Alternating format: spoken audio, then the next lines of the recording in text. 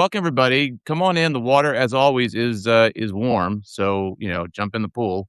We have a lot to talk about today. It's going to be another slightly abridged version. I think we're going to book about an hour today, since I have a very busy schedule.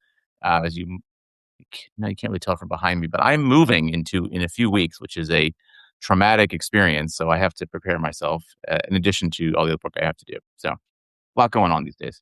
Moving is the worst. It's not fun. Michael didn't even tell me he was moving before, but that is just I'm just shaking my head. That's the worst. You have my sympathy. I mean, I gotta say, I found a place to move to, thankfully, before the I went to England, which would have. I just came back from England for a week vacation with my kids. I don't know how I would have handled the stress of not having a place, not knowing I was going to live in May and having to be on vacation. So I'm glad that that worked out. And we all. You were gonna end up listening to Matt Foley and being in a van down by the river, you know. And I know I just dated myself with that reference. In fact, I'll tell a quick story. I taught George W. Bush this week, and I do a lot on music from that era. And one of my students said, "Wait, you don't? Zombie is not about the Iraq War." I was like, "No, the Cranberries were Irish. It was about the '90s, and I've Right. never felt The older troubles, than the right? About Troubles." the troubles. Right. I've never felt older in my life. And then I got in the car to commute home, and I had the classic rock station on. It's the first time I've heard anything from American Idiot on the classic rock station. I was just like, the age is getting us. So yes, my references are all from like the '90s. Yeah. It's funny. I first started teaching years ago. I would ask people. I would sort of say, like, none of you were alive during the Cold War. And then in my, like, second era of teaching, I was like, none of you were alive on 9/11, all of which made me feel incredibly old. Just wanna make sure for the listeners out there, there's no echo or anything, 'cause I don't have my AirPods in today, so just make sure there's no problem with that. If there's any kind of issue, please put a note in the comments. We have a lot to talk about today, a lot going on in the world of politics, and, let's just I wanna get into a larger question, with you about where we think things are headed for November. But let's just first talk about the fundraising numbers that were announced today by Democrats, and these numbers are insane. So let's just go over the top lines here. John Ossoff The, raised, who's running in for reelection in Georgia, raised more than $14 million in the first quarter. Now it's $31 million on hand, with no Republican opponent yet selected. I mean, Ossoff, I think Cook moved that to a lean Democratic race a couple of days ago. I mean, they did. there is really no reason not to see this as a lean Democratic race, and Ossoff with the advantage. In North Carolina, Roy Cooper raised $13.8 million. I had this in my Substack today earlier. I think he has a 31 million on. I can't remember how much it is. This He's got a guy's ton of money. huge. He's got double the amount of money. I'm pretty sure that what's his name?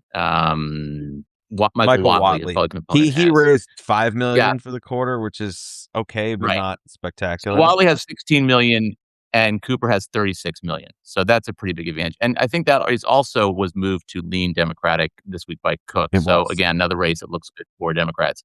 In Alaska, this came out a few days ago. Mary Patola raised $9 million, which in Alaska is a shitload of money. And she now has she raised outraised her opponent Dan Sullivan by a 4-to-1 margin. He had about 2.1 million.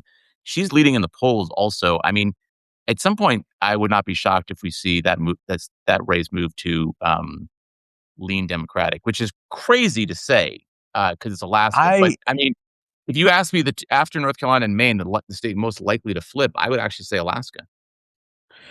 I think Alaska, they'll keep it toss up. I don't know if Cook has it lean Republican or toss up right now, but if it's not, it should probably be a toss up. I don't know if they'll ever go to lean Democratic given the history there. Yeah, And but she's Democrats' leading in every futility. poll that I've seen so far. She is. It's also the one thing I would always caution everybody out there if you see Alaska polls, it's the hardest state to poll. It's a hard state to Um, poll. because they have all these remote villages and things that it's just hard to get into with polling. But yeah, she's in pretty good shape. And Cook also moved to Ohio to toss up, and Sherrod Brown had raised Twelve and a $12.5 million. half million for Sherrod Brown, which is I mean, if it wasn't for the other ones we're talking about, that would be we would be commenting how impressive that haul is. But let's get to the big one, James Talarico in Texas. Now, this includes the primary, so keep that in mind. He raised $27 million in the first quarter, 10 million of which he raised since the primary on March 3rd. That means in 28 days, he raised $10 million. Holy shit, that's a lot of money. And that's a That I don't know if I can capture it accurately. That's a lot for the first I think it's you said to me earlier, it's a record for most ever for a first quarter Senate candidate? for a Senate candidate. That's why I saw. I think it was Gabby Birnbaum from Texas Tribune who had that. But I mean, this that used to be a lot for like a very expensive Senate race total for both guys Yeah, in a race. I mean, that is just a massive, massive massive bump. number. And what it does is it's going to ensure that even if Cornyn wins, Republicans are going to have to spend some money there Yeah, that's because, exactly right. There was a I poll out mean, this week that had Cornyn ahead of Paxton, but I think it was a pro-Cornyn PAC who put it out there.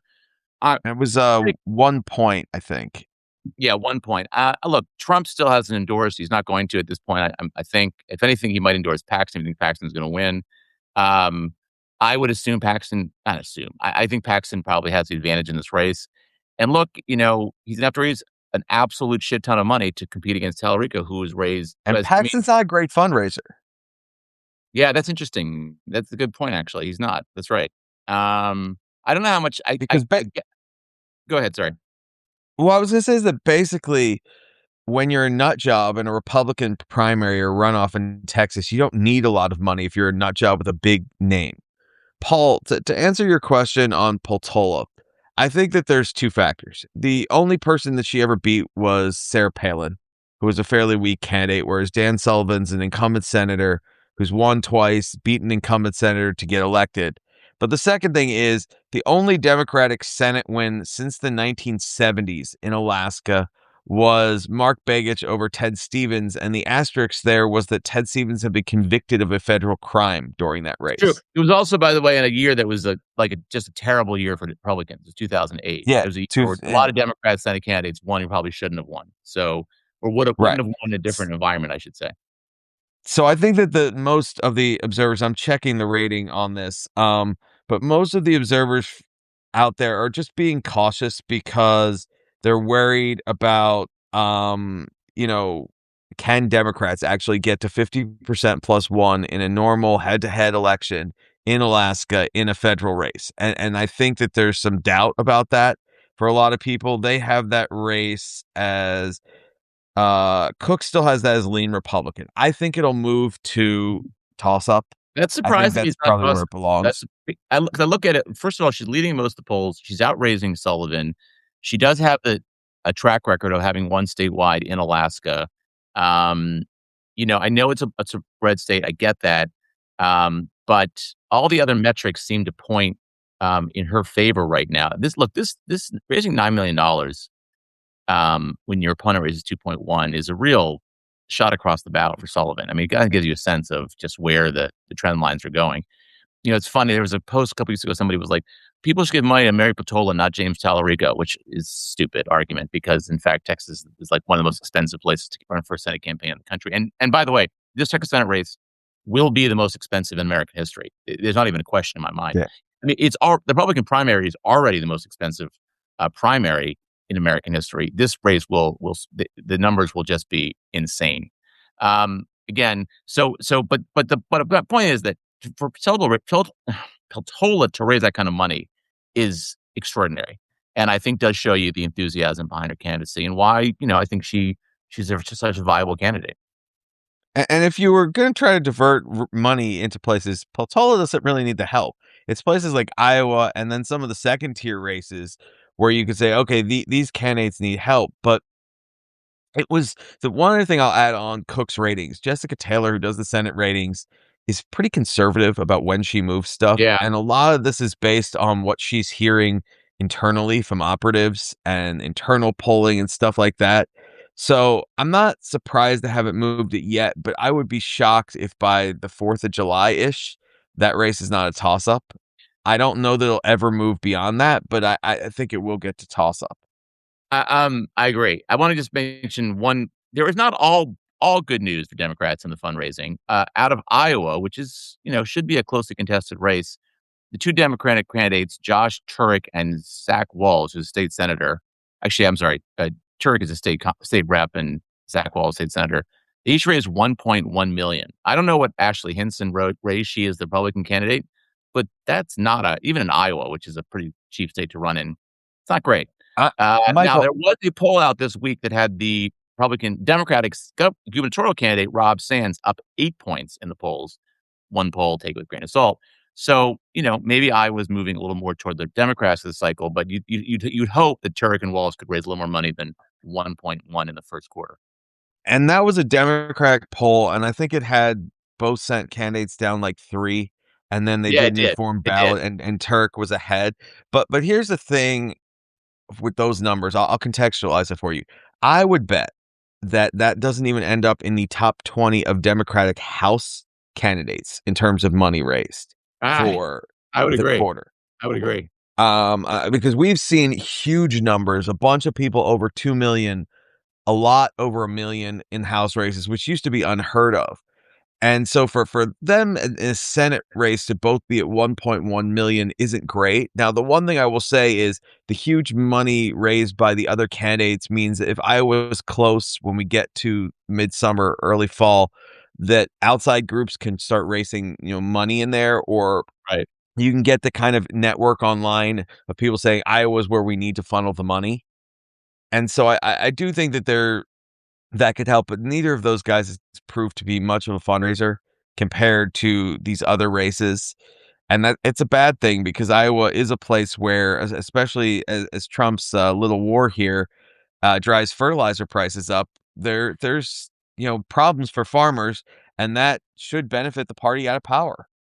It should. I just think no, it should. It's just that you would hope that from their perspective, they could raise a little more money than that. So, it's early and the primary is not for a few months. So I Oh, don't know. Do you Michael, let me give you the better number of that. I believe, and this number got announced early, but I think Christine Bohannon, who's running in one of the Iowa House races, outraised both Senate Yeah, candidates. that's crazy. That's crazy. I mean, I think it's part of the problem is that just Democrats are not focused on this race. And also, I mean, I think Walz has been leading in the polls, but it's not really clear who's going to emerge out of these two candidates, Turek or Walz. So maybe that money comes in after the nominee is chosen, and a lot of time between now and November. So I wouldn't. It's not really the beginning And yet. realistically, it's also about name recognition nationally. If you look at the people we're talking about, Poltola was elected statewide, was a huge recruit. Brown was a former senator, was in office for 18 years, has huge name recognition and a huge fundraising list. Tallarico, yes, he's only a state rep, but that race has gotten a huge amount of Yeah, huge attention. amount of attention. Yeah, And he also went on Joe Rogan and those kinds of things, which gives him a huge and amount, Colbert. of, yeah, and Colbert, he's got national, cred. Cooper was a former governor. If you look at the Maine and Michigan numbers and things where the candidates have not done as well, with the exception of Janet Mills, all of the rest of them are kind of in the same basket as those Iowa candidates. They don't have the same national cachet. Right. So we'll mention Maine really quickly. Jenna Mills raised, well, let's just say Graham Plattner, who's been leading by double digits in the polls, raised $4 million, which is not very impressive to be honest, considering how much attention his campaign has received. But the good news for him is that his opponent Janet Mills raised 2.6 million, and apparently she pulled some of her negative ads off the air. So I mean that race is looking increasingly like it's not even going to be competitive, which is very Can we surprising. talk about that NRSC ad from yesterday Yeah, while that we're was talking about weird. No, why don't Vince? you bring that up? That That's made a no good one. sense. Yeah. The NRSC, and it may be an ad that they're just releasing digitally that doesn't have a lot of money behind it, but it's an AI generated version of Plattner. It looked like he was shirtless so that you could see the tattoo. Right. In this fake image, reading his old Reddit posts. And I don't get it because if you're the NRSC, I would think that you'd want to run against Plattner, not Right. Mills, and that you would therefore be saving this opposition research type thing until after he wins the primary and you're short of facing him. So that either suggests that they think he's the more dangerous candidate, that their polling would show that, or that they think that the Democratic primary is over and they want to start getting it hitting Plattner now. Those are the only two reasons that I can think of for them to be weighing in on the Plattner side.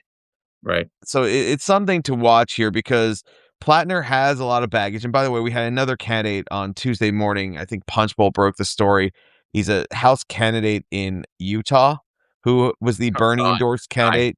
This fucking guy. Jesus. He made Platner look like he was a very nice, polite person I online. mean, Now to be fair to the state senator, this was all from when he was his early 20s, between 2009 and 2015. It was a long time ago, but still, he said some terrible things, and I could only look about at this and LDS shake my people. head. That's the part that's the craziest thing. He said Yep, terrible things yep. about the the church. He said terrible things about LDS believers. I mean, I don't see how he can continue, frankly. No, but yet again, it reminds you that Bernie is terrible at politics. He clearly doesn't vet Was the he a Bernie people that he guy? endorses. Yeah. Yeah. Bernie Yeah. and Dorsey. I mean, it's just a reminder that Bernie is clearly not vetting his endorsees, and that these people, he has no idea of how you No, it's win and basically, what do you support wins. Medicare for all and do you hate Jews? If so, you can get my endorsement. That's basically what it seems to be for Bernie these Yeah, days. yeah, it's unfortunate, and the left is mad at AOC because she's more pragmatic and a better politician, but that Ish, Bernie, it ish. just sort of made me shake my head ish. Yeah, but I think AOC's political talents are vastly overrated. But that's just me. yeah, but being better than Bernie is like saying, well, the Phillies are going to play better tonight than they did last Yeah. night. Can I You just say, know, I have come to genuinely loathe Bernie Sanders. I didn't like him in me too. 2016 when I covered that campaign pretty extensively, and I spent a lot of time on the campaign trail working for the Globe, and I was really unimpressed with him, and I thought the more I saw him, the more I thought he just was a dishonest politician and dishonest person. Um, and so I'm not a fan. Um, but he's gotten dramatically worse, and I think he's also gotten to the point where he'll endorse anybody who is left of center. I don't it doesn't matter what terrible toxic views they have. He will, as long as they are left of center, anti-establishment, they hate billionaires, he will basically endorse them. And I just, I hate to say this, but like, if there is a single politician who needs to go away in the Democratic Party, it's Bernie Sanders. I know there was a big piece, like I think it was Politico or something, that was saying how he's become a kingmaker. Really? I don't see it. I mean, look, I'll give AOC credit. She's a better politician than Bernie, but that's a low friggin' bar. I still think, Eh, she does some things that I find sort of inexplicable. Some of the endorsements that she made, some of the things she says. But in general, I'm not, none of these leftist politicians or left wing politicians have really impressed me all that much. Um, no, and I'll just mention one more because we just turned out Michigan. In the Michigan numbers came out today, State Senator Mallory McMorrow, say that 10 times fast. She got she raised $3 million. I can't speak today. Uh, Slightly ahead of Abdul Saeed's 2.2 million. Haley Stevens has not announced her numbers yet. I gotta say, I was struck by, there was a poll out today that had the race very, very tight, but it was done by Mehdi Hassan and Ryan Grimm, who both support El Sayed. I don't trust at all. But last week, El Sayed did this event with Hassan Piker in Michigan, which again, I don't look. Put aside his anti-Semitic views, put aside the terrible things he said about Israel, comparing Zionists to Nazis and what have you. Like, he's just not that interesting or that bright of a person who says really dumb things. Like, for example, that the best thing that happened in the last, like, 100 years was Mao Zedong winning power in China, like, things like that and fly. that was Go so it ahead, was sorry. bad that the Soviet Union lost the Cold Bad, War. right? Say we deserve 9/11. Like, I just don't get it. And, El Sayed did an event with him. Now, the good news for El Sayed, I guess, is that this poll showed that, like, practically no one in Michigan has heard of Piker. Like, 80% of Democrats did not know who he was.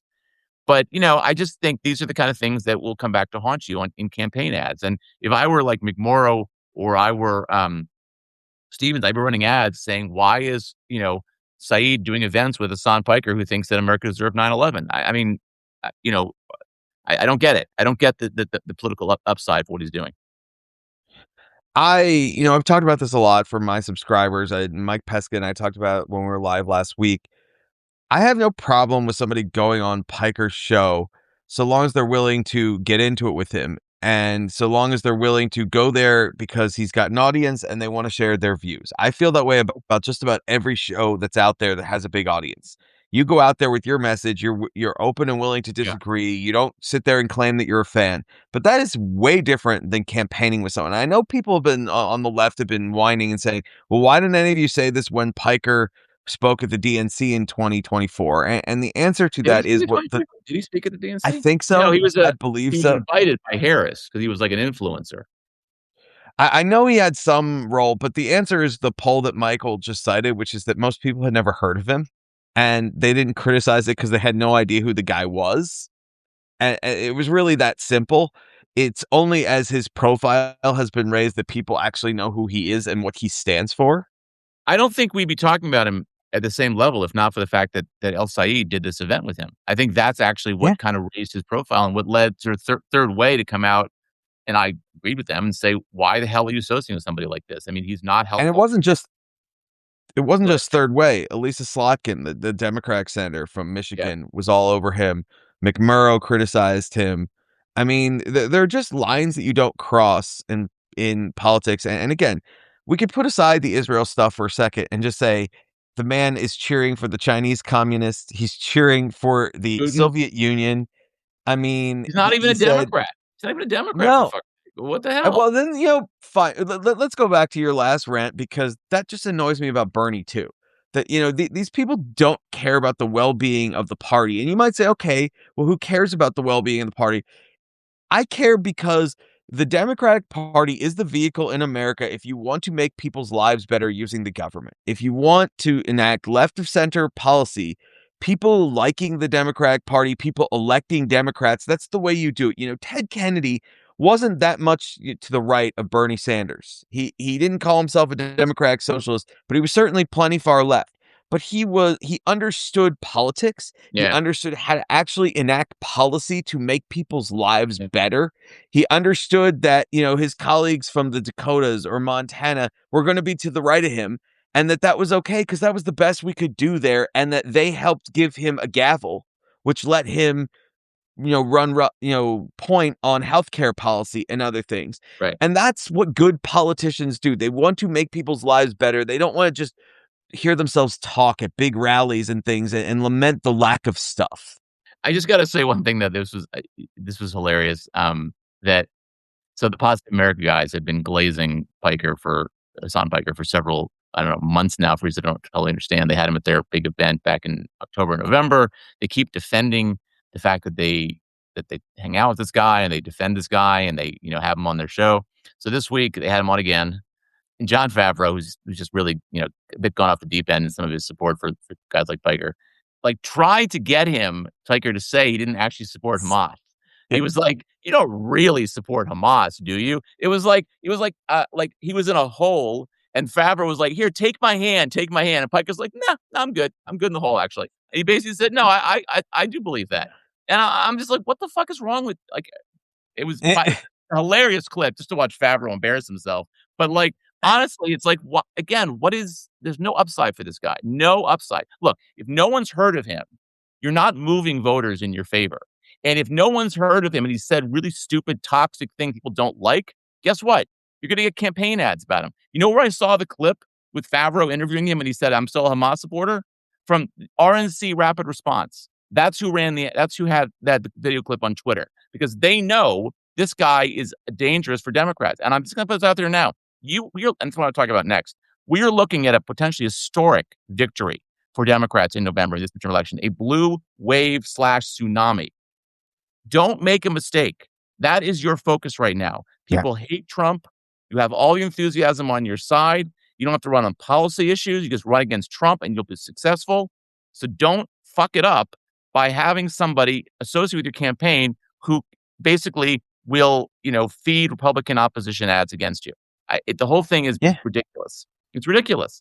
And, But I and want to don't go ahead. nominate candidates who can't win. Don't don't be stupid. Don't be This is stupid. a Don't be football stupid. team up 3 touchdowns in the fourth quarter. Don't throw interceptions. Don't Don't throw the hand ball. the other Run the team ball. the game. Right. Yeah, it's really that simple, It is that and that's it where is that simple. it just it shouldn't be that hard. And some of these people on the left just don't seem to get it. They don't understand how politics works. And frankly, I don't think most of them. I don't think Bernie cares about winning. I think Bernie wants to be a martyr to some extent. Maybe. He That's wants to, be the insurgent faction that doesn't settle for half a loaf because then they can't complain about not getting a whole loaf. Although, you know what? It's When Biden was president, he was actually pretty good for the most part. He wasn't a pain in the ass, so I'll give him some credit for that. he has been, was better under Biden. But even then, he's pushing a $6 trillion agenda as though that is something that's going to pass. It's just not possible. Look, Does And look, I like some of what he wants. I'm a fan of some of those things, but you have to pick your battles. yeah. No, no, exactly, and let me just say also, like, this race, uh, people have been asking me, I get kind of notes about this pretty frequently about well, actually, just to Gary's point about close Republicans, this is what happens. This is why Republicans are where they are right now, because they put all their chips Mhm. in the pot with Trump. Trump is losing his mind. He doesn't give a shit, it seems, about the future of the Republican Party and what happens in the midterms. Doesn't seem to understand the things he's doing are hurting Republicans. And you know what? They're going to pay a huge price for this in November. So it's like, yeah, Gary, good point. Like, don't do what Republicans are doing. Don't do stupid shit because that's what they're doing. But for Democrats, that's one question I want to ask you about, Kier, because I am going back and forth on this. We've been having this conversation about what's going to happen. What do you think's going to happen in November? And I think we both think, Democrats take the House, good possibility, likely going to happen. The Senate, I think I mean, I think we first started doing these podcasts, I probably said 20, 25%. And now I probably say 47, 48% chance, maybe even 50% chance Democrats take the Senate.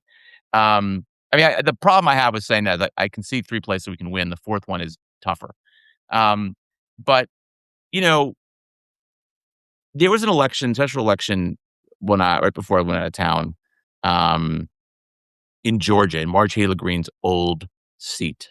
And in that race, the Democrat overperformed by 25 points.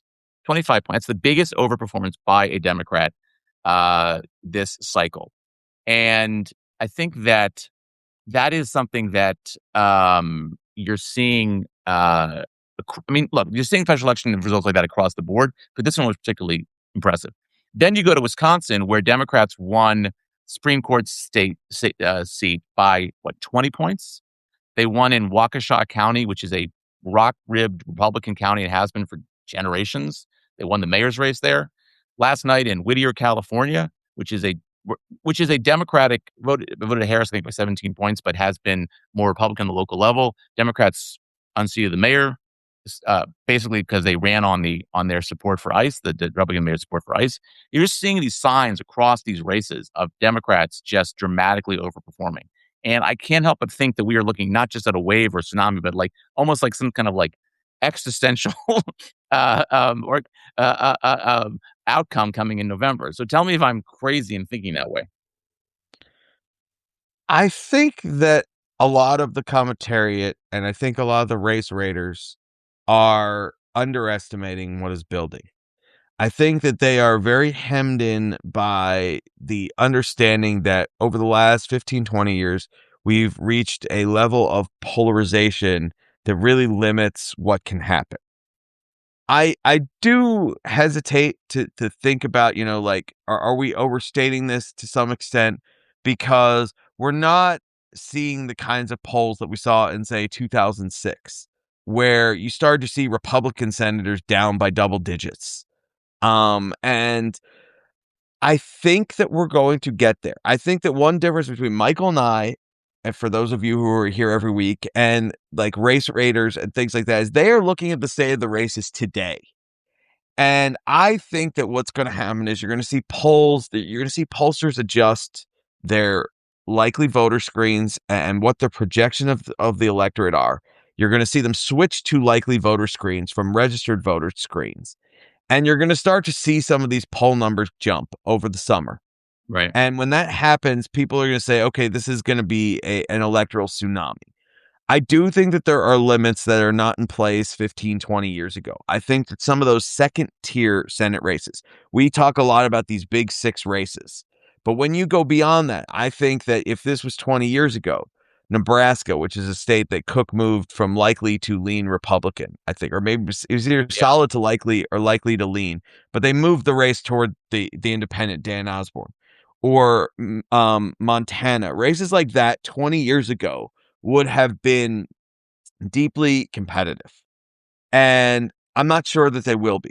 But I do think that anyone who doesn't think that the Senate is approaching a toss up at this point is not paying attention. Anyone who thinks that Republicans still have a great shot of gaining seats. They have all this money they've reserved in Michigan, New Hampshire, and Georgia, is deluding themselves. I think that the most likely outcome today is probably a Democratic 3-seat gain in the Senate, and maybe a 20-seat gain in the House, which, considering how polarized we are, is a big deal. I think that it would not shock me if even by Memorial Day, 6 weeks from now, Michael and I are saying to you, no, the most likely gain is a 4-seat gain in the Senate, and the Senate flip it. So So you mentioned, yeah. So you mentioned the I '06 think we're election. Just wanna bring up the '06 election because you mentioned that. In that year, that was the second midterm for George W. Bush.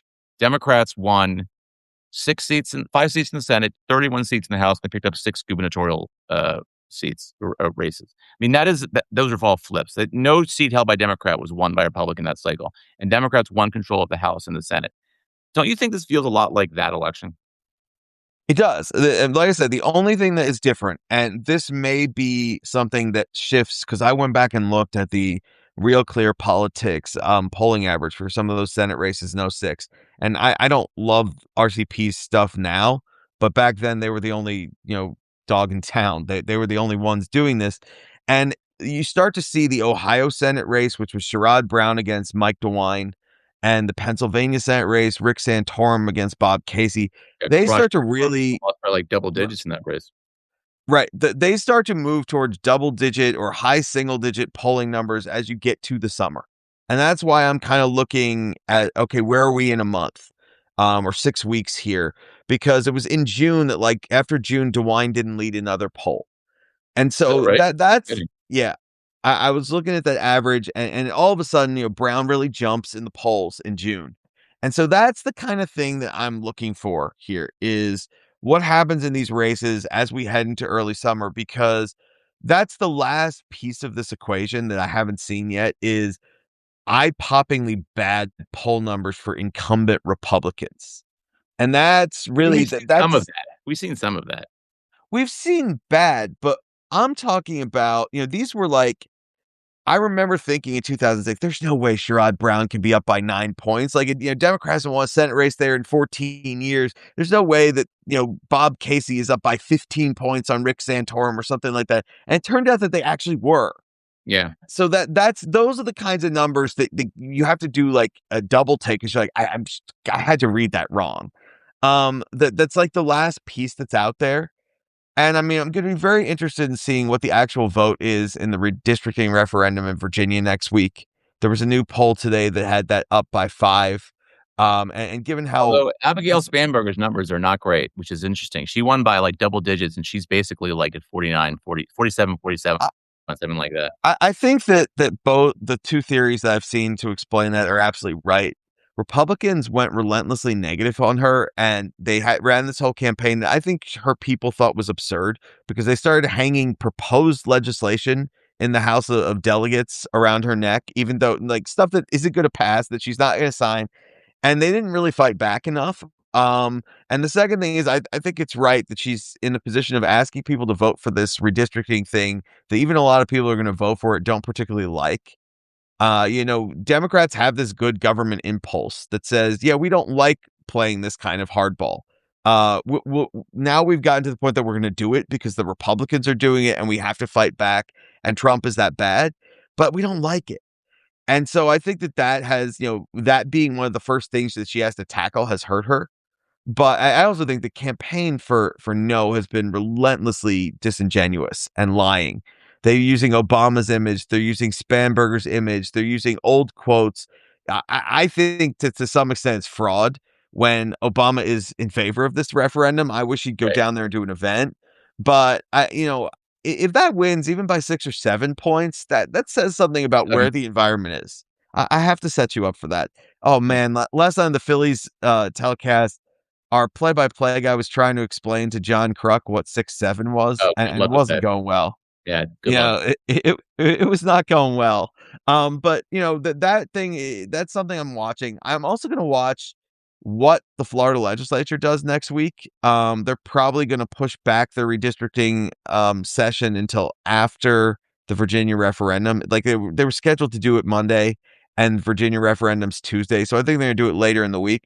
But do they try to do anything? Do they try to do something that goes beyond shoring up incumbent Republicans? Because there have been a lot of warnings over the last month from Republican congressmen, from consultants saying, guys, if we try to pull out more seats here, we're going to put 3 or 4 extra seats at risk.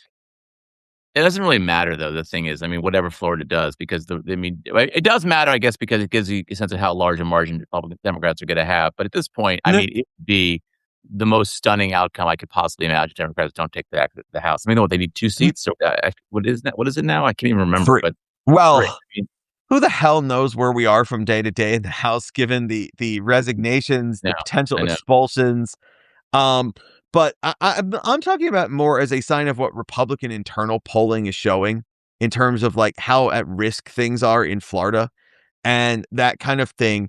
Because one problem, and I think that I don't know if Michael feels this way, but one thing that has me even just the tiniest bit hesitant is that we don't get the number of high quality polls that we used to.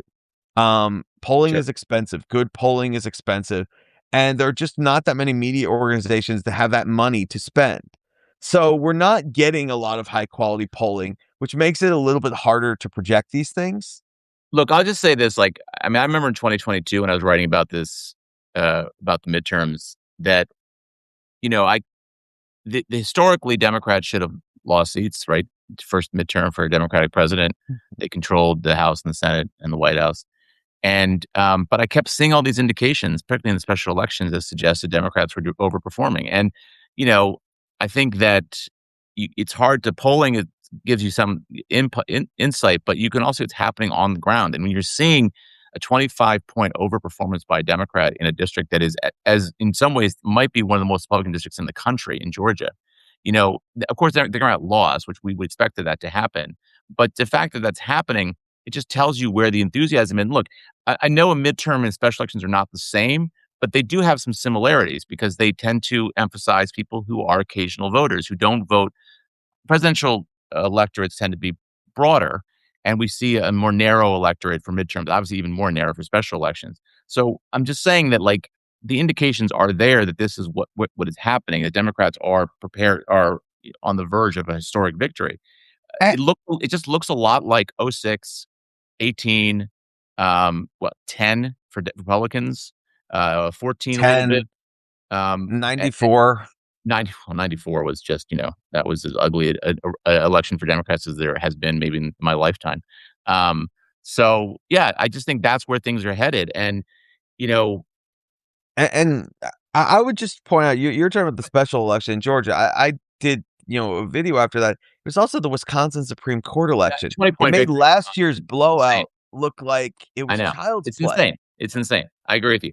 I And let me mean, say the Virginia thing, I mean, it's interesting about Virginia. Spanberger is basically 47-47, I think, but the redistricting thing was up 5 points. The thing with Virginia politics is it's weird. If I'm Spanberger, I don't really give a shit about what my approval rating is, unless you want to run for president one day. I mean, ultimately, you're only there for 4 years. You can't run for reelection. Just get as much shit done as you can possibly get done. And look, the thing is, if she gets this redistricting thing through and they add 3 or 4 new seats, Democratic seats to the House, she's going to be a hero in Democratic circles, which will prepare her well if she wants to run for president in 28, or I don't know if she's going to, but or after that. I'm just saying, like, y- it's like I had a conversation with somebody earlier today about this. I'm like, Democrats, like, they kind of engage like milk toast populism. Like, they do populism, but they do it like on the cheap. They don't go all the way in. They do like a half measure. It's like just the tip populism. And my whole thing is, like, you might as well just go all in. Like, you might as well just like do your whole agenda and, like, and just say, this is what we want to do, this is what we want to accomplish. We know there's going to be a backlash. There always is a backlash to whatever any party in power does, especially now. Just just go for it. And I think that is something that Democrats, a lesson they could probably learn. the other thing about that Virginia poll is, I believe if I'm remembering what I read this morning correctly, Trump was minus 15. Yeah, it's minus It's like 15. 42-57, and I think Harris won that state by 6. So Yeah. that gives you a decent sign of where things are. And the point that I've been making to my subscribers about some of these numbers is, no one is saying that you're going to see a 25-point swing from 2024 to 2026 in places. If that were to happen, that is I mean, literally the Republican Party would disappear in a lot I mean in that's ways. that's a Franklin Roosevelt level That's majority. that's like what's it called? Not existential, but I mean, it would be a slaughter of unbridled proportions like we've never seen before. Yeah, yeah, but again, the key Senate races here are all in states that Trump won by 13 to 14 points. Yeah. And it is not unreasonable when you're seeing special election numbers where Democrats are overperforming by 25 points, Yeah. even though they got outspent in that race, to think that in a place that was a Trump plus 13 place, that is squarely competitive. And as I've said to people over time, this stuff becomes a snowball between retirements and fundraising and candidates jumping in at the last minute. You end up seeing these things become sort of self-fulfilling prophecies because as Democratic voters get excited, what do? They want to help. They want to donate to candidates. You see these huge fundraising numbers. And I really think that people are understating where this is heading. I just want to say to that point you just made, the one race that I am still keeping an eye on, that I am sort of curious about, is the Kansas Senate race. Because Roger Marshall, who is the incumbent one-term incumbent senator, went on TV the other day and basically told people to shut up about higher gas prices, that this is the price we have to pay to stop Iran from a nuclear bomb, which is not a great political message. And I haven't seen his numbers recently. I don't know how popular he is. However, Sharice Davids is a very popular Democratic congressman from a sort of Trumpy-ish district. I think it's like maybe a Trump plus one district, I think, possibly.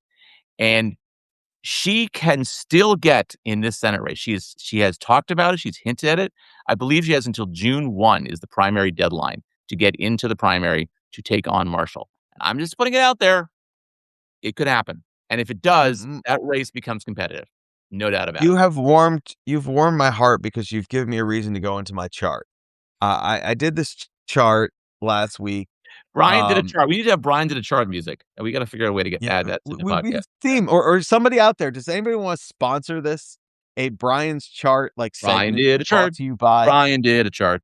Brian did a chart. Brian. See, now we need help because that's a terrible song, obviously. So please help us. I looked at the states that have swung during the Trump era. And Michael, there's only 2 states that have gotten more Democratic in every election from 2012 to 2024. 2 states? Do you know what they are? Yeah. Alaska and Kansas. No, it is Kansas and Georgia. Kansas and not Alaska? Well, wait a second. I'm looking at the chart here. Why else bring this up? Well, Kansas is one. The thing was Alaska got more Republican between 12 and 16. So they actually got more Republican between 20 and 20 let me 2020 try and 2024. Okay, so it's not Texas, right? No. Utah? It is not Utah either. It is Kansas is one of them though. You're missing the obvious one. State. It's a red state. Trump won it 3 times. No. Oh. Okay. So it is a swing state. It's Arizona. A swing state. No. Georgia. Yeah. There we go. Yeah. And the 2 states.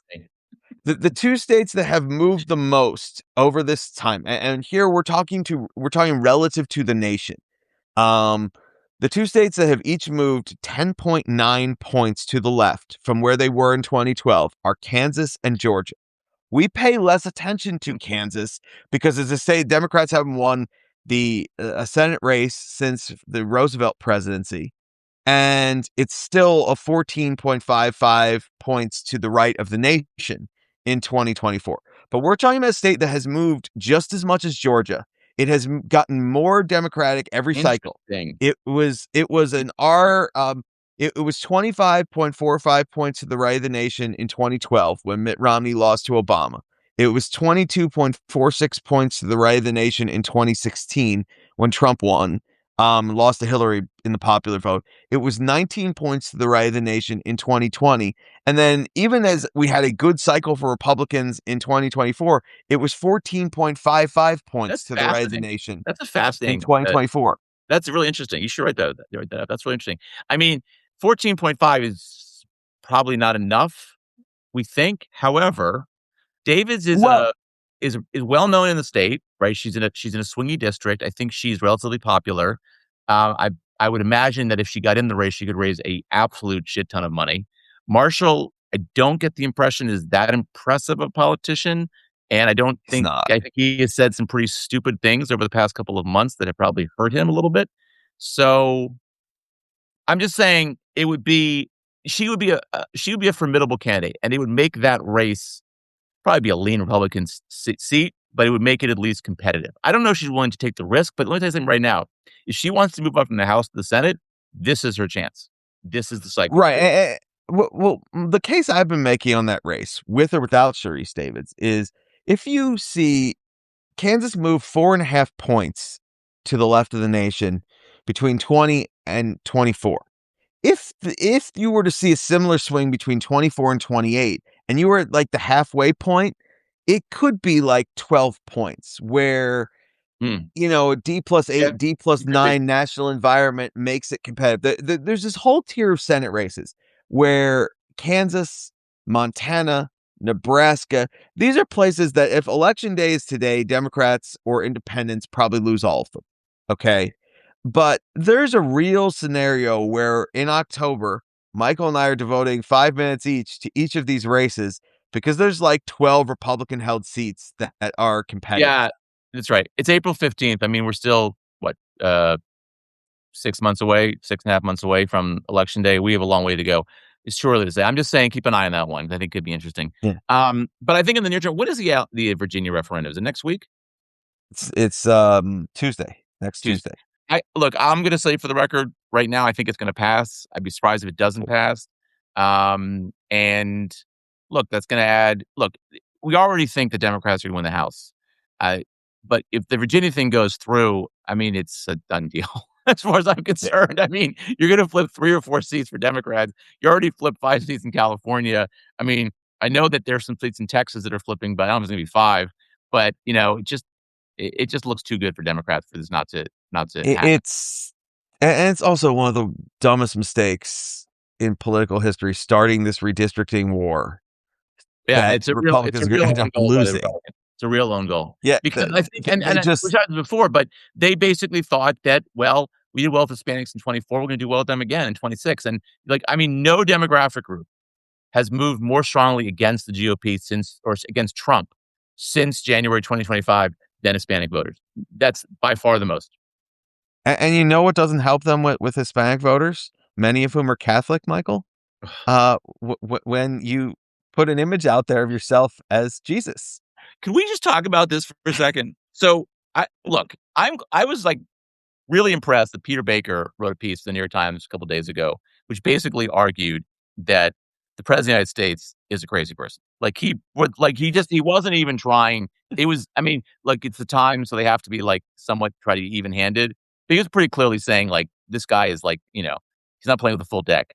It is increasingly obvious that Trump has lost it. And I don't even know that this is even a question anymore. I mean, I was watching some clip of him with Maria Bartiromo yesterday, and it was like, he just doesn't make any sense anymore. I mean, he's always been disjointed in his narrative, but it is disastrous. And this Jesus, I mean, I'm gonna say it for the record. Okay, I gotta say this.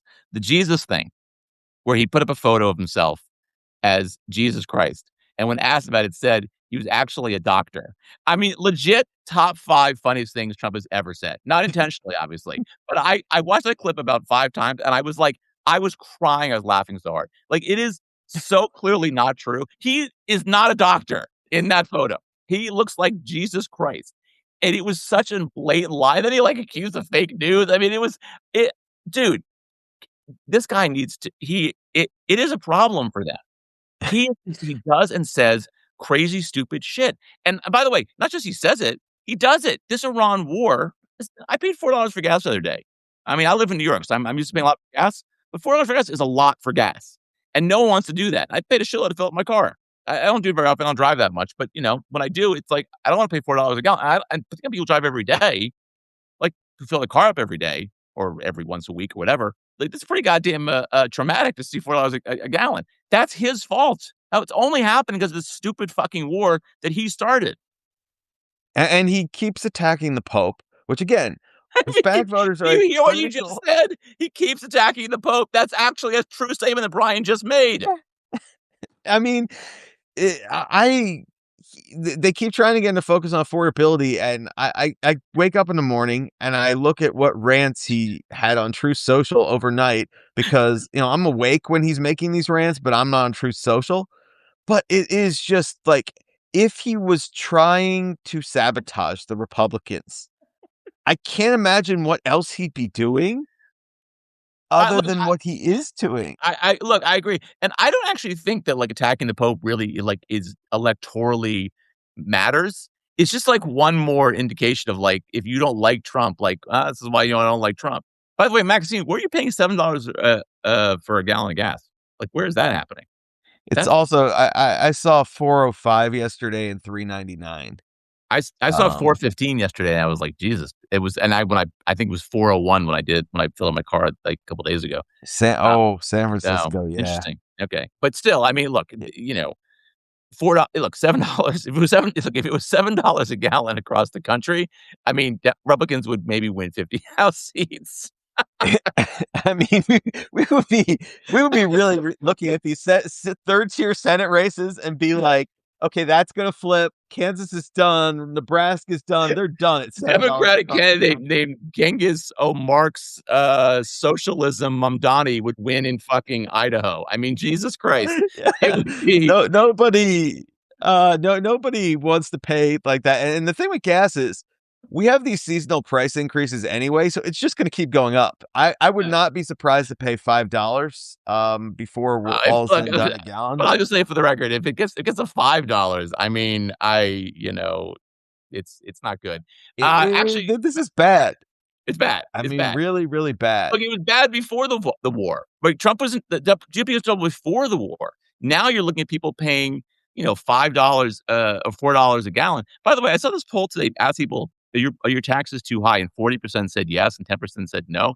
And, look, that's not surprising. People always think they pay too high in taxes, and they usually don't. But, like, the GOP passed a major tax cut bill last year, and people apparently, by a 4-to-1 margin, their taxes went up. It's not good. It's not a good thing. Right. Maxine, you asked about go ahead, sorry. Go ahead, Brian. I was going to say that Republicans are outraged that all these Democrats are citing that poll, saying, "Oh, it's not true that their taxes didn't go up." It doesn't matter. What It doesn't matters is matter. It's the perceptions. perception. It's the perception. If the perception is your taxes are too high and they went up under them, they're going to pay the price, whether that's factually accurate or not. That is just political reality. No matter how much you want to argue, oh, Agreed. if the numbers are Agreed. actually, it doesn't matter. Everything Brian says is correct. The perception is all that matters. People think their taxes going up, and people are very bad at understanding, like, how the taxes went up or inflation. They're not good at figuring this stuff out on their own. But if they think that, it's bad for the party in power. If you have any questions, please put them in the chat. We have to finish up in about, I don't know, 20 minutes or so. But in the meantime, we got a question from Maxine about why do I think Steyer is going to win. I wrote a piece today for Truth and Consequences about why I think Steyer is likely to be the next governor of California. And I'll just make this very simple. Well, first of all, let's talk about Eric Swalwell for a second. This guy, creep and a putz. Okay, that's what I said in my piece today, and that's being generous. What an That's asshole! too nice. I, That's I too I think I'm being nice. too nice. Like, fuck this guy. Like, honestly, I forgive my language, but, like, the guy is, first of all, a sexual predator, right? He's assaulting his own staff, other women. He's harassing women, and then he has the balls to, the chutzpah. Sorry, we got to keep the Yiddish stuff in there since it's two Jews. The chutzpah to run for governor, where he's going to get more scrutiny. Uh, Look, and by the way, I was never very impressed with Swalwell. I always thought of No. him as, like, kind of a lightweight who sort of jumped in the race at the last minute. And there's a good piece in Politico that just shows that, like, he really just did not think this whole thing through. He wasn't even planning to run a few months ago and then decided to get in, I guess, because there seemed to be a space for him. So he's out. So who's going to win now? Well, look, to me, it's very simple. Tom Steyer has been leading in the polls, or at least, doing well in the polls. Um, and by the way, just to Lynn's point about it takes a special kind of ego to know what's in your closet and still run. It takes a special kind of narcissism. This is like John Edwards all over again, who did the same, who fathered a child out of wedlock with a No, woman. the one thing I'd say, let's be careful. Edwards was not a predator. He This wasn't guy a is a predator, but he had a nightmare. skeleton in his closet. Right. I'm just saying that Swalwell is so much worse because these are actually criminal Yeah, no, that's true. accusations No, you're right. against him, and You're he right. was I like, just no, you're right. Just the ego of it to not understand like this yeah, is going to come out. yeah. I mean, and I said this in my video yesterday. We would be much better off. We've gone 2 out of 4. There are 4 scandal tarred members in the House. Swalwell and Gonzalez have both resigned. We'd be Yeah. much better off if Corey Mills and Sheila, and I Oh, the one keep in getting this Florida, wrong. the corrupt Yeah, Democrat in Florida. yeah. Send me that. Her name is a tongue twister, but I don't remember her uh, name, but she is bad as far as her corruption. Yeah. yeah. They all need to be gone. The one thing I All need want to to be say, gone. Maxine, there's been a real misconception out there from some since Friday attacking the media on this. You cannot print rumors about someone being a sexual predator. The Yeah. lawyers at any reputable journalism outlet will not allow this to happen because it could be slander. It is something that could result in legal Lawsuits. jeopardy. Y- Lawsuits. You can't do that without some source on the record, or multiple sources on the record saying this guy has done this or accusing someone of something. And so, yes, there's definitely a rumor mill. I mean, they warned Hill interns don't get in an elevator with Strom Thurmond. I Right. mean, this kind of thing is not new. And yes, there are people out there who are still in the House and the Senate who are probably predators of some sort, and it's an open secret on the Hill. But don't blame journalists because this is an area where they have to be incredibly careful about what they print because it is something where they could be legally liable Yeah.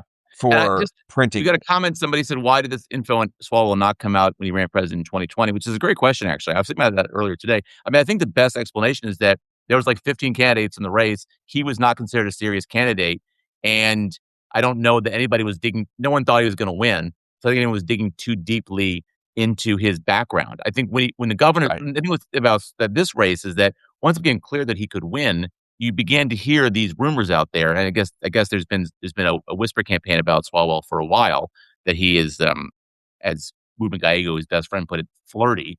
But apparently he went beyond that. So, but again, I think Ryan's point is correct. You know, you guess use journalistic or newspapers and media organizations cannot just accuse people of sexual assault. They have to get them on the record and give the Chronicle, San Francisco Chronicle, and CNN a lot of credit. They got women to go on the record, and of course, above all, give those women credit for coming forward. I mean, it's Yeah. incredibly brave thing to do, and I have enormous respect for them. And by the way, this case, you follow up also with the Cesar Chavez case with Fusco, just proves the point that Brian and I make here all the time, which is that men are the worst.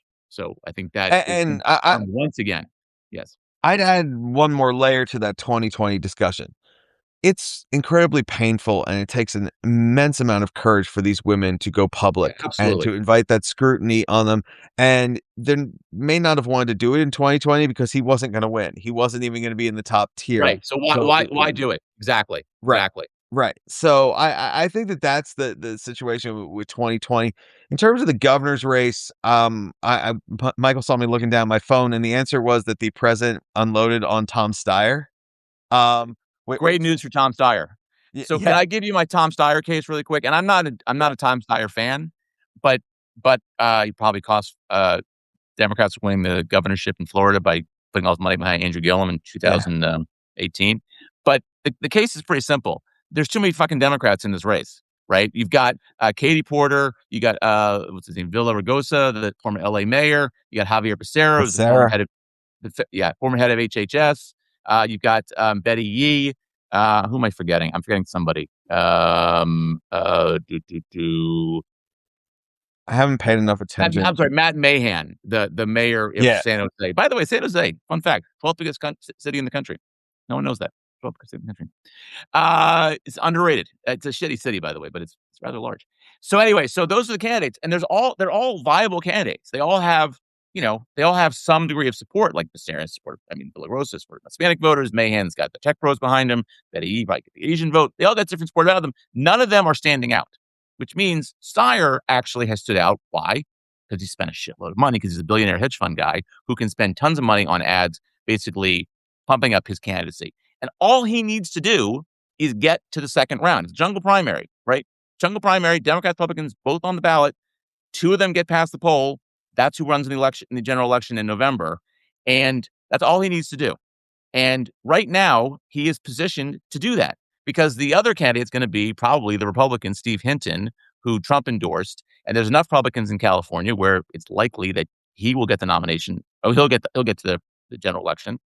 And unless, look, this might be different. You might have two Democrats if there were maybe three people in the race and two of them are Democrats, but you don't. You've got six Democrats and two Republicans, right? And all of the Democrats are good candidates. So here's what's going to happen. Steyer's going to spend a shitload of money between now and June. He's going to run up the score. Hinton's going to get most of the Republican vote. And it's going to be the two of them who are going to survive the primary. And then Steyer is a lock to win. In this environment in California, he is a lock to win the governor's race. So right now, in fact, money on Tom Steyer. He's going to be the next governor. I really think to the best way of putting this is if we put Baxter on the ballot as a Democrat in California against Hinton, Baxter's going to win. I think that's right. I think that's right. Well, I think in most states, you met Baxter, you go also. Yeah, absolutely. Sure. I would quibble only in two regards. I'm not sure that these people are strong candidates, given that none of them have really broken through. They're not bad. They're all viable. It's just, how do you break through in a state like California? It's so fucking expensive to run in. I don't know how you do it. Sure, but like Becerra was the state attorney general. It's not like no one's ever heard of him. Now, I will say the most interesting element of this is there's starting to be a lot of pressure on Newsom to get involved in this race. Yeah. To weigh in. And it's going to tell me something about him as a politician if he's too cowardly to pick a horse and get involved and try to find a way to get someone who's actually good at governance to be this governor of his state when he's trying to be president. Oh, I disagree. That is I thought you might. Standpoint, unless he's going to endorse Steyer, that's a huge mistake. Well, who's he going to back? I have no idea. No.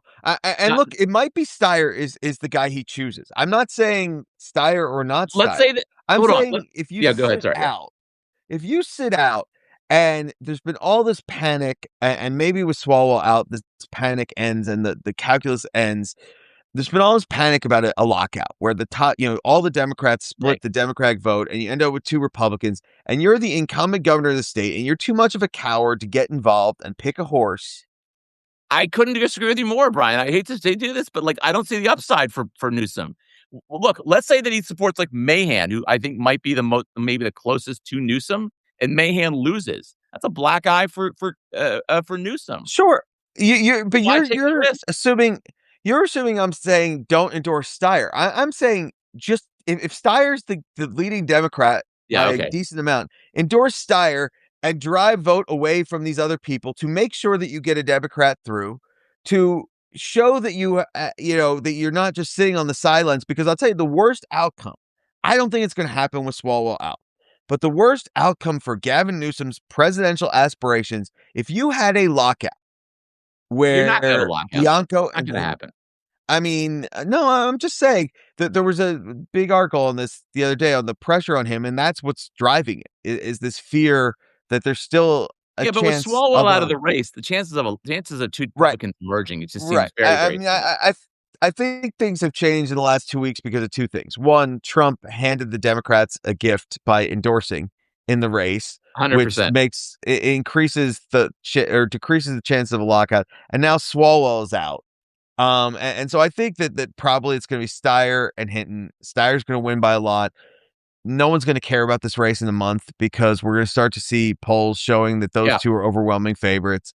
And realistically speaking, I mean, I haven't cared that much to begin with because it's California. But realistically speaking, I think that's the outcome. But I just watch these things to see. And by the way, Michael, I'm an equal opportunity person. I like Elissa Slotkin a lot. She wants to run for president.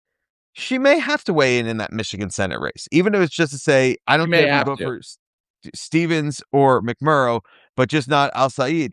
But if you sit on the sideline when your party is at a risk of doing an own goal, that's not a great sign for your political boldness, which you need, I think, to cut through in what is going to be like a 30-person field.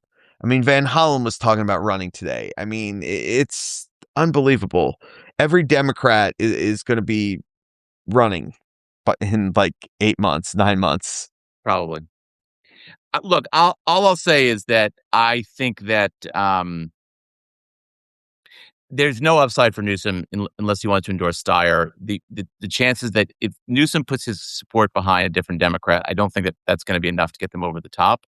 And um, what has to happen is some of these people have to drop out of the race, and so it gets consolidated, and then maybe endorsement matters. But I don't know if it's going to happen. And I mean, look, if it looks like a lockout, or the two Republicans are going to win the top two vote getters, then the pressure would increase for these lesser candidates to drop out. But we're not at that point yet. It's probably not in a month or so, maybe 2 or 3 weeks till. I guess it's June 6th is the primary, June 3rd, something like that. So you got Something a like few that. weeks before you need to really push people out of the race. I just don't see at this point. I don't see it. I think that the play for Democrats is look. There's no play. It's that Steyer has the most money. Steyer can saturate the airways with pro Steyer ads, and all he needs to get is like 20-25% of the vote.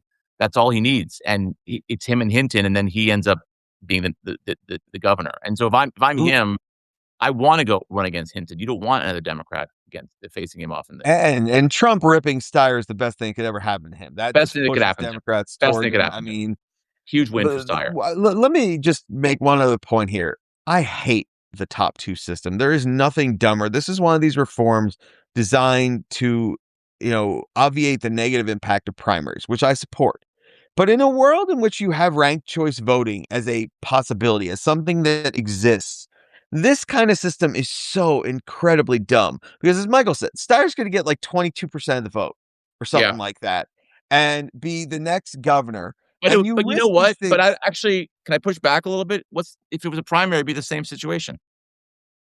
Right, right. But what I'm saying is, first of all, the fact that they've spent 3 months wetting the bed over the possibility of a lockout because the two Republicans could have gotten like 37%, and you would have disenfranchised the 63% that voted for Democrats when you have the possibility of ranked choice voting where they could rank all the Democrats ahead of all the Republicans.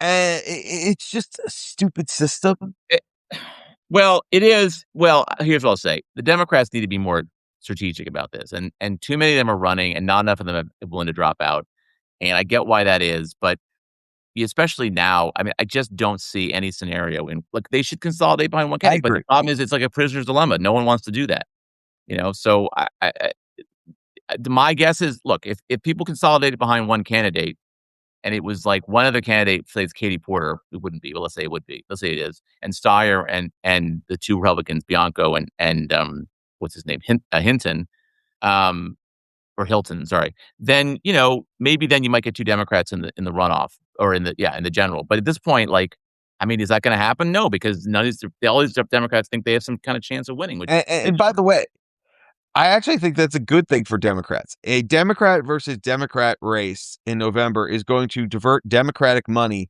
to California. A Democrat versus Republican race, especially if it's a billionaire like Steyer, is going to mean that he needs to raise $0. And in fact, could be positioned to say, "Don't give me money because the party needs it in all these other places." So I actually think a Democrat versus a Republican is the best scenario for the Democrats because of where it is. Yeah, that's no, I And of course, and look, this is what I mean. Look, when Schiff ran for Senate 2 years ago, he basically did. He tried to make sure that it was him versus Steve Garvey in the general, which is what happened, and he beat him by I don't know, huge margin. He didn't want to go in a situation where he had to run a expensive primary against Katie Porter and then face her again in the primary. I mean, in the general, which didn't happen. Now, you have fewer candidates then. Look, it doesn't matter. At the end of the day, the Democrats are going to figure this out. They're not going to get locked out. It's going to be probably Steyer and Hinton and Hilton, and Steyer's going to win. End of conversation. I mean, I don't see any other way this plays out. by the way, I don't think you probably didn't see this because you were on vacation last week. There was an unbelievable Politico story on the amount of pressure brought to bear by the White House in a state Senate I did see primary that in actually. Indiana. This is some random woman who decides to run for state Senate over local school taxes, or building new schools and what's going to do to her taxes. And the White House, the political director and other people that they had all these officials calling her, trying to get her to drop out because she's a third candidate, and they really, really, really want to beat the incumbent because he was against Trump's redistricting scheme. And one reason that Republicans are headed, among many, that Republicans are headed towards a really terrible election is that they're incompetent. Yeah, They they wasted are. time and resources and energy on a third candidate in an Indiana state I know. Senate I know. primary. I mean, that is just Well, look, mind-bogglingly stupid. the other thing about the incompetence of this is that, in the Texas, runoff, I mean, the smart play was for Trump to endorse Cornyn. That was the smart play, but, he's too stupid to do that, and he doesn't, and he's too afraid that Cornyn was gonna lose. Now, that doesn't mean Cornyn would have won, by the way, but he's too afraid that Cornyn was gonna lose if he endorsed him, and it would embarrass him that he didn't do it. I mean, the other play would have been to have given Paxton HHS after you fired Kristi Noem. Like, that's the smart play, and I don't know he would have No, you can't mean DHS. DHS, sorry. I don't know for sure that Paxton gets confirmed in the Senate, although I would have to think, to be honest with you, because how desperate John Toon was to avoid a runoff and to keep Yeah. Cornyn as the nominee, I have to think that he would have figured out a way to make sure that Paxton got confirmed. That's the smart political play. I mean, having Ken Paxton in charge of DHS is like putting the chicken in charge of the what's it called, the fox in charge of the hen house. Fox is charged the head house. Thank you. But I mean, the one thing I'll say with the Texas runoff is there's been a lot less spending than people expected to this point. I think that's going to change, but to some extent, they haven't declared a détente, but they're not carpet bombing Paxton on the air anymore. It's already the most expensive primary in tech Right. in American history. And there's But still I 6 take your weeks to point. go. There's still 6 weeks to go in that race. The interesting legislative situation is that the House Republicans are refusing to reopen DHS until Republicans do a reconciliation bill. The Right. interesting thing about some of these House Republican demands is there's a non-zero chance that by June 1st, Bill Cassidy and John Cornyn, two traditionalist Republicans, are lame ducks and Yeah. therefore free Yeah. to do Cassie's whatever got a they primary want. challenge she's likely to lose. Yep, he's likely to lose in the middle of May, and it's gonna be a lot harder for House Republicans to make demands as more and more of these Republican senators, because already like 6 of them are retiring. And these Oh, yeah. guys may well lose their primaries. Not that the House Republicans are ever good at anything. They're just terrible. I mean, and they have the worst speaker in modern history. But it's interesting to me that they're not noticing that you have these two senators who are probably trying to be Trumpier than they actually are in a lot of what they say and do. Yeah, but But I don't that's know. gonna Are they really gonna go against Trump? Are they really gonna do that?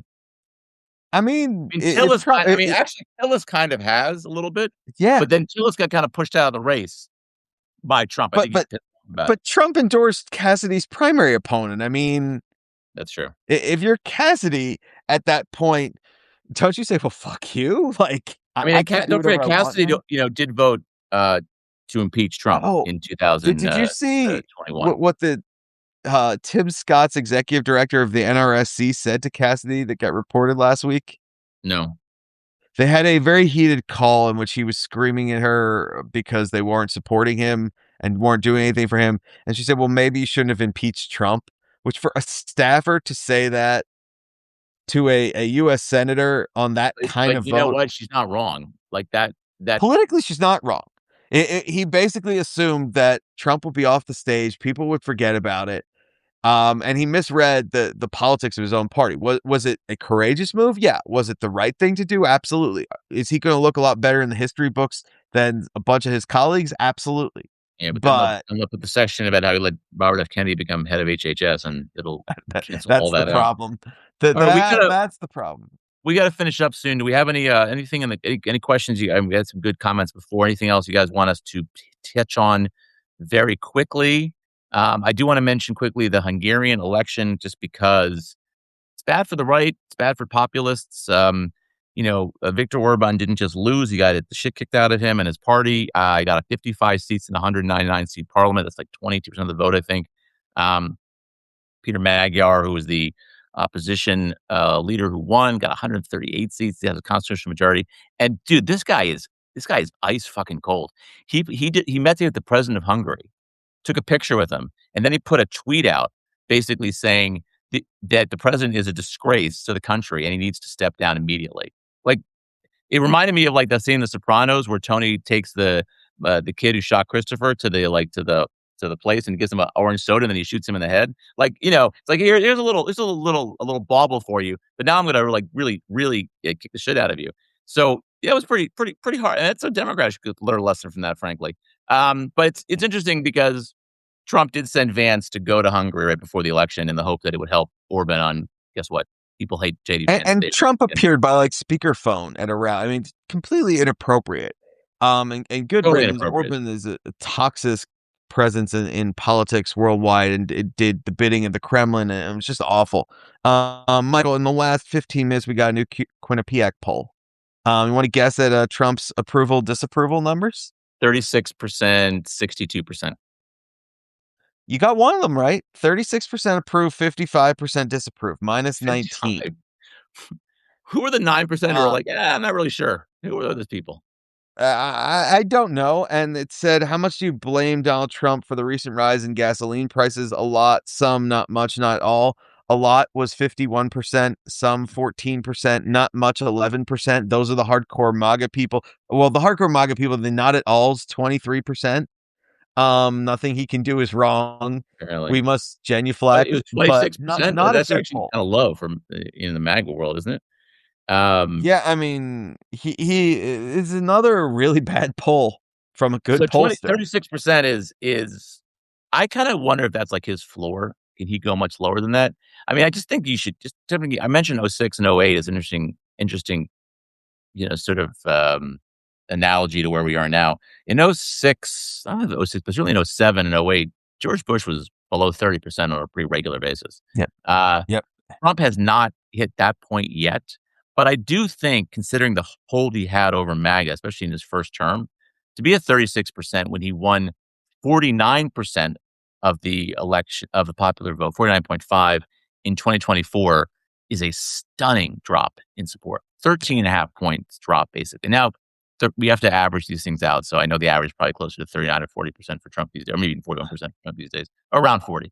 But, you know, this is a huge drop off he's had. And I do think that if you look at the polling at the select pollsters, the ones that have a better track record, his numbers are worse than they are with the other pollsters. Like the morning consult, And which obviously seems to suck, that consistently has him higher than the rest of the polling average. I would say this. I think Michael just asked the defining question of the midterms. The best case scenario for Republicans, the thing that saves them is that there's a much higher ceiling for Trump than there was for George W. Bush. The thing that could prevent a 2006 is that Bush did dip down under 30%. The question I have is his floor 36, 37, somewhere in there, if you're averaging at 38? Or could Trump get down into like the 33, 34 range? If it gets down below 35%, I think Republicans are facing a disastrous election because that is much lower than where he got in his first term. And we saw what happened in 2018. And it suggests that some of that rock ribbed support has eroded for him. And even if those people are just staying home, that hurts for Republicans. Now, obviously, there's a long way to go. A lot of things that are going to happen. But if Trump gets below 35, I think that's a different spot than he's ever been in before. Well, That's but I think really, at really 36 bad. is look, I went back and looked at this in his first term, he never got this low. He was never in the No. mid-30s. I think that, one thing to keep in mind just for the viewers is that even at Trump's at 36%, I wouldn't expect Republicans to get 36% of the House vote, for example, in November. They'd probably in the No. 40s. I think generally speaking, that a lot of Republicans who don't like Trump are still gonna vote for Republican candidates. But, There's there's not a also it's been the best a indicator is presidential approval, and that's a bad sign for Republicans right now. there's also been a lot of attention paid in the last week or two to the slight Trump disapprovers who are not saying that they're going to vote for Democrats, because the thing that saved Democrats in 2022 was people who disapproved of Biden and still voted Democratic. And so Right. there's That's because some, it's the you Republican know, candidates. Right. There's some focus on that. And to me, that's another big question here is, do those people who slightly disapprove of Trump start to disapprove of him a lot more strongly based on what he does between now and election day?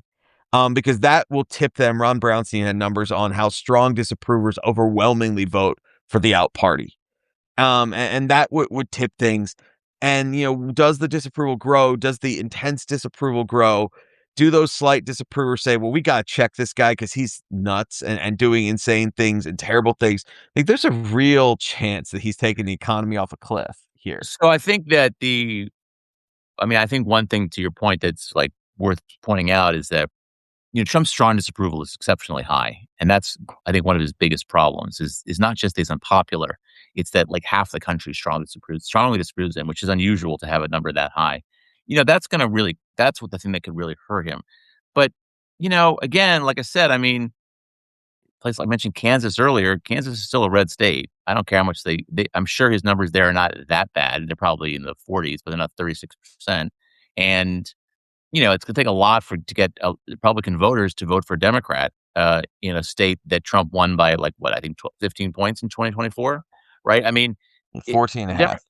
Yeah, I mean, making him a 14 and Or a half point margin. well, no, I'm sorry. It was 19. It was Trump won Kansas by 16 points in 2024. It was 14.55 points to the right of the nation because Right. he I mean, won nationally by 1.47. right.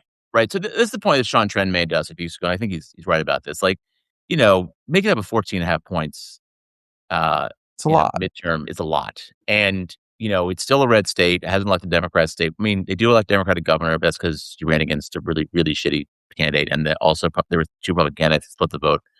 What's her name? Laura Kelly when she ran the first time.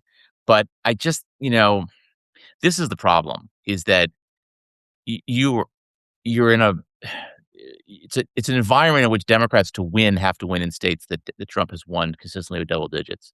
And that's not true in Ohio, not true in Texas so much. I mean, I think he won like 5 points or something over Biden Yeah. in 2020. Yeah. So like you can make the case for how Democrats could overcome that. But like, in Iowa, I mean, he won by double digits, I think all 3 times. I mean, it's just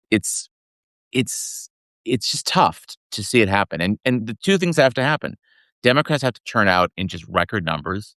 Republicans, enough of them have to flip their votes, and a lot of Republicans have to stay home. I think the third one is the most likely. The second one is really tough. I mean, it'll happen, but you need a lot of them to flip, and it's tough.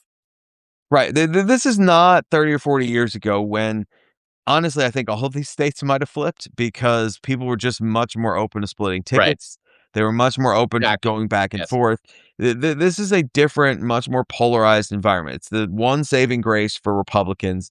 And obviously it's not the worst possible Senate map. They don't have a lot of, exposure in places that are closer, but it's going to be very interesting to see. And I do think that we're pushing into an environment where all of a sudden Michael and I can't sit here and unequivocally say to you those 13, 14, 15 point, states that Trump won are off the table. Right. In a way that we could have maybe a year ago, where we would say, "Oh no, you're not winning in Texas, you're not winning in Kansas. That's preposterous. Think about how long it's been since Democrats have won there." That world's out.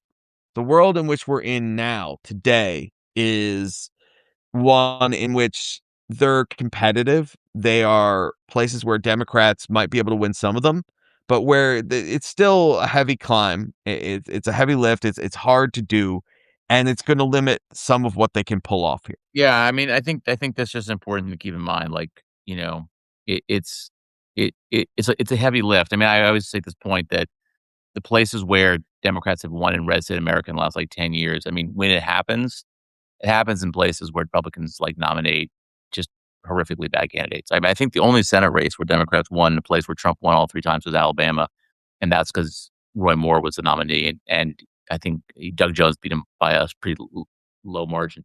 And then you have like, Well, well, I just mentioned there were two. 3 more. The 3 governors races where Democrats won were Louisiana, where John Bel Edwards ran against David Vitter. It was a prostitution scandal. Andy Beshear ran against Matt Bevin, who was the most unpopular governor in the country, and Laura Kelly ran against Chris Kobach after like Sam Brownback basically destroyed the state government there. So that's why those things happen. But like, unless they nominate somebody who's like an extra from like the Star Wars cantina scene, like you're gonna have a hard time winning in those places. And Roger Marshall I mentioned earlier is like he's not a great politician, I don't think, but he's still an incumbent Democrat Republican senator. And he's not like Roy Moore, right? Who got banned from a mall because he was trying to pick up teenage girls. The one thing I would add to that is that in 2018, Democrats did win in Montana, Ohio, and West Virginia, places that he won 3 times. And that's relevant just because the candidate in 2018 was Sherrod Brown, who is the candidate in 2026. That's true. And look, Sherrod Brown overperformed by 7 points in 2024 with Harris on the ballot. So he's done that before. So there are clearly people in Ohio who will vote. Are there enough? I mean, there weren't in 2024. There might be in 2026. Maxine, no. None of this 25th Amendment stuff, none of this impeachment stuff. Here's the bottom line. Donald Trump is going to serve out his term unless the Lord Almighty intervenes, or unless Republicans in the Senate decide he is destroying them so badly that they're open to impeachment. Yeah. Otherwise, all this other stuff is bullshit. And it's not going to happen, okay? I would expect that Donald Trump is in office on January 19, 2029. I think that anyone telling you otherwise, these people pushing these 25th Amendment things are just delusional and they're lying to you. They're not telling you the truth about what is possible. Yeah, I agree. I mean, he's either going to leave the White House in a box or he's going to leave it, like a petulant asshole as he did last time when Democrat takes the White House in 2028. I just think those are the two ways he leaves the White House. There's no other option. That's right. Absolutely right. We can end on that note because I think that's kind of where we are. I mean, I hate to be the bearer of bad news, everybody, but we're stuck with this guy for 3 more. We don't have a recall statute. We don't, or constitutional amendment. We have no mechanism for people saying, "Oh shit, we made a terrible judgment the last time around." We do. It's you could impeach and convict him, but of course that would involve Republicans having actual backbones, which they don't. So, sorry guys. And by the way, just for the record, if he leaves in a box, then you have JD Vance, and that's worse. Like, I'm not sure it's worse. I'm also not sure it's better. So, it's not good. I'll leave it at that. It's not good. So yeah, it's not good. JD Vance as president is not something I look forward to. So there you go. All right, guys. Anything else you want to add, Brian? Are we no. Have we done? Are we finished? I think we're done. I think we've done what we got. Just tune in next week. We'll be back with you. Maybe we'll have a guest. And we'll have lots of good stuff. We'll talk about the redistricting in Virginia and Florida. Who knows what will happen between now and then, since we didn't start the Fireverse. Yeah, actually, every day. That's going to be a good conversation on Wednesday about what happens in Virginia. Yeah. I mean, is there any other primaries going on? Actually, I don't think so. Check really quick before I jump off the air here. But what is it? April 21st primaries? Are there any? I think just the Virginia one. I don't. Yeah. I know Indiana's in early May. Louisiana's in the middle of May. Is anyone running in that election we care about? Indiana? That's just those state Senate primaries. That's the interesting thing. Oh, because of the people that Trump is challenging, right? Yeah. So basically, the next big one. Okay, actually, you know what? There is a special election tomorrow in New Jersey for the New Jersey 11 seat, in which the what's her name, Magia, is likely to win the seat that was held by what's his name, Governor Sherrill. Thank you, Governor. Not her, Governor. Look at me, what a sexist I am.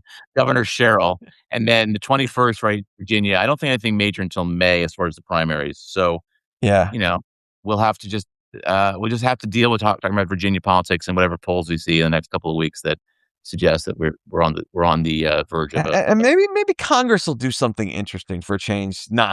Am I kidding? That won't happen. Congress actually do something.